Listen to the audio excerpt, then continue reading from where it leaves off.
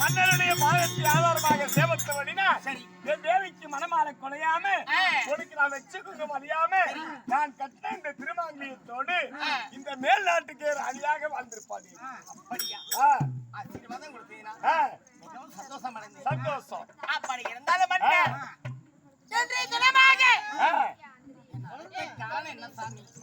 தேவி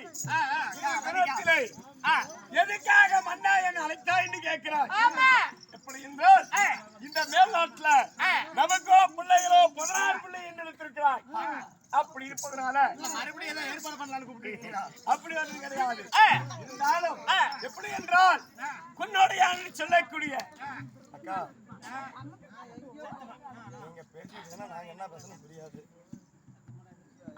என் பங்காளி ஆகிய குன்னோடையா சரி எப்படி என்றால் உடன் பங்காளி அவர் என்றெடுத்த பிள்ளைகளோ அது பொன்னர் சங்கர்.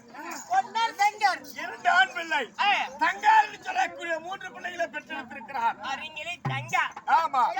அப்படி அந்த பொன்னர் சங்கர் அந்த தங்கான்னு சொல்லக்கூடிய அவர்களை பங்காளிய பிள்ளைகளை இந்த நாட்டிலே நான் கொண்டு குவித்து வாழ்ந்து விடுத்திருந்தால் இந்த மேல் நாட்டில் நம்ம 16 பிள்ளைகளையும் பட்டம் கட்டி ஆளும் இல்லையா?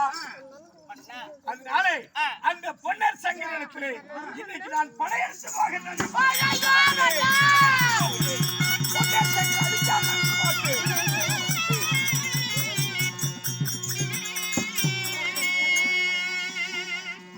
அந்த குன்னோடையான தாமரநாச்சியும் ஆமா சேர்த்தி வச்ச சொத்து கோசரம் அவங்க வரத்துல 3 பிள்ளைங்களை வச்சாங்க. பொன்னர் சங்கர் தங்கால ஆமா இவங்க 3 பேரையும் கொண்டு விட்டா நம்ம 16 பிள்ளைங்களுக்கும் ஆமா செல்வம் எல்லாம் சேரு சொத்து சேருன்னு சொல்றீங்களே ஆமா அந்த சங்கரையும் பொன்னரையும் நீ தேடி போன உனக்கு என்ன வந்து நேரம் தெரியுமா?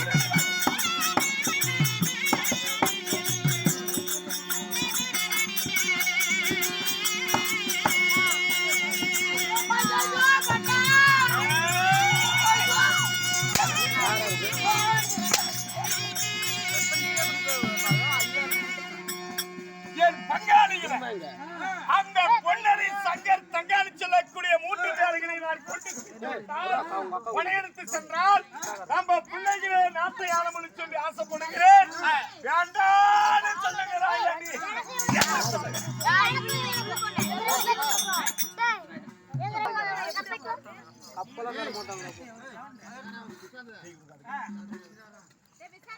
என்ன சொல்ற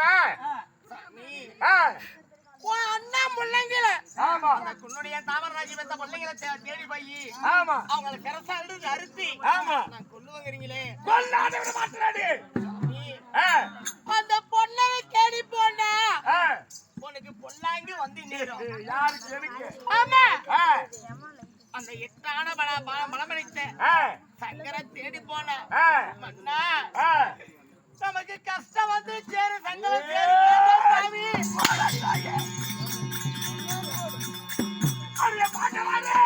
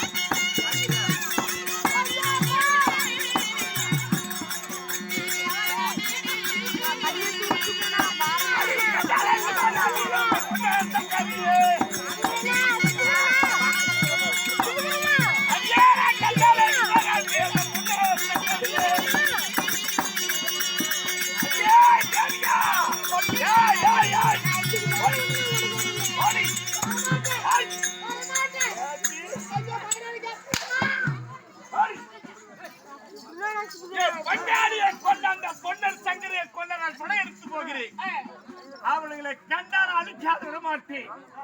பொன்னர் சங்கருக்கு யமனே நான் தான். அவர்களை நான் சரி கட்டி கொண்டு விட்டால் நம்மளுடைய பிள்ளைகளே இந்த நாடு ராட்சியம் ஆளும். தம்பி, பொன்னர் சங்கரி சொல்லக்கூடிய பங்காளியை நான் கொண்டு விட்டால் நம்ம பிள்ளைகளே இந்த நாட்டை ஆளும். 16 பிள்ளைகள் வந்து வச்சிருக்கிறோம். நமக்கு நாடு போகாது. பங்காளியை கொல்ல வேணும்படி கொல்ல போகிறேன்.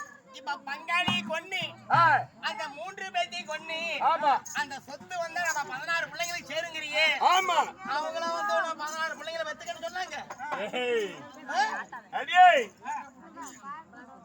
பண்ணா என்னடி சொல்ற?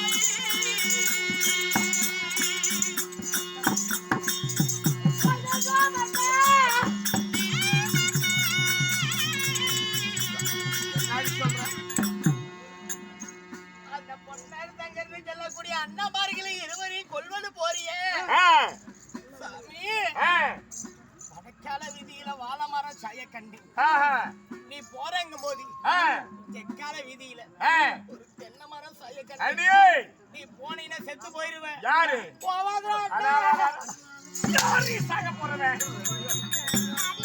அந்த பொன்னர் சங்கர் மேல பணம் எடுக்கிறன்னு சொன்ன உடனே வாழை மரம் எல்லாம் சாயுதுன்னு சொல்றேன். அடி கோபாலம் தாங்க வாழை மரம் தாயே ரோடி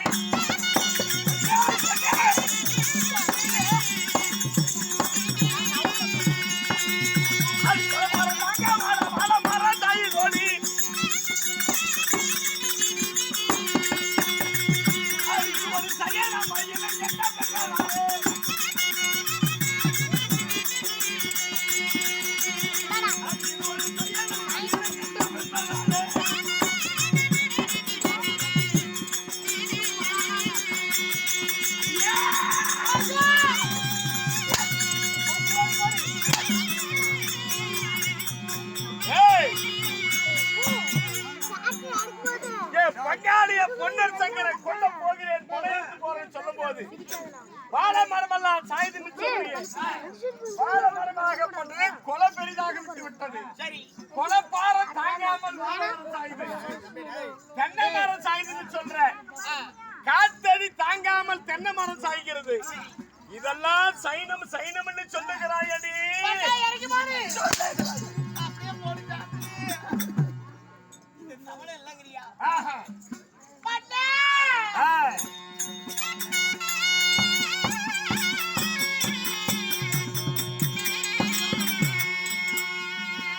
ஐயோ நம்ம அண்ணே கட்டு மாலைகளே.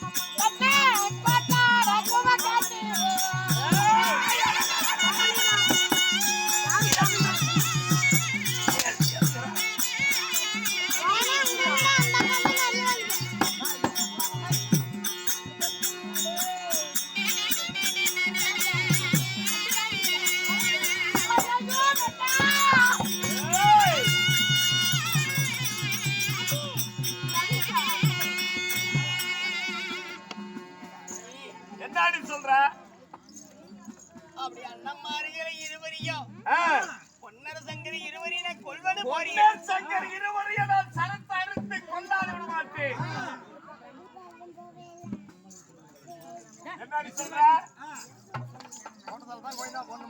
ஆமா. ஆ. அப்படி இருந்தாலும் ஆ. அவங்க எப்படி வரம் பெற்றவங்க? எப்படி? வயது 16, ஆ. பாலிம 90. ஆ. வரம் வாங்கி பெற்றவர்கள். ஓ, சிவன் வரத்தால் பிறந்தவர்கள். அவரை கொல்ல முடியாதுன்னு சொல்றியா? அது இந்த வல்லவரை எத்தனை வாதாங்க பேசுறாய்? அப்படியே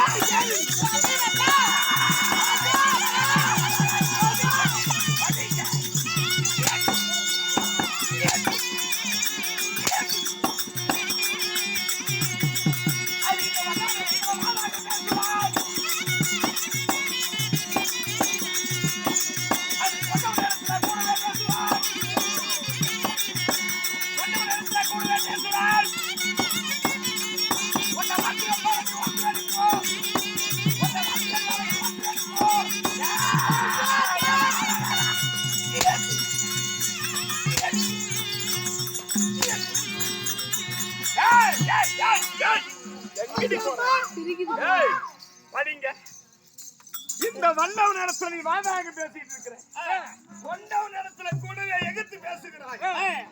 அந்த பொன்னரிய சங்கரியம் என் பங்காளிகளை நான் அழிக்காத விட மாட்டேன். அவர்கள் தான் படையெடுத்தால் சென்று ஈசன் வரத்தால் பிறந்தவராக இருந்தாலும் சரி, எந்த வரத்தால் பிறந்தவராலும் சரி, அவர் சரத்தை அறுத்து பொன்னர் சங்கர் தங்கான்னு சொல்லக்கூடிய என் பங்காளிகளை அப்படியே 3 பேர்த்தை அறுத்து நான் கொல்லாத விட மாட்டேன்.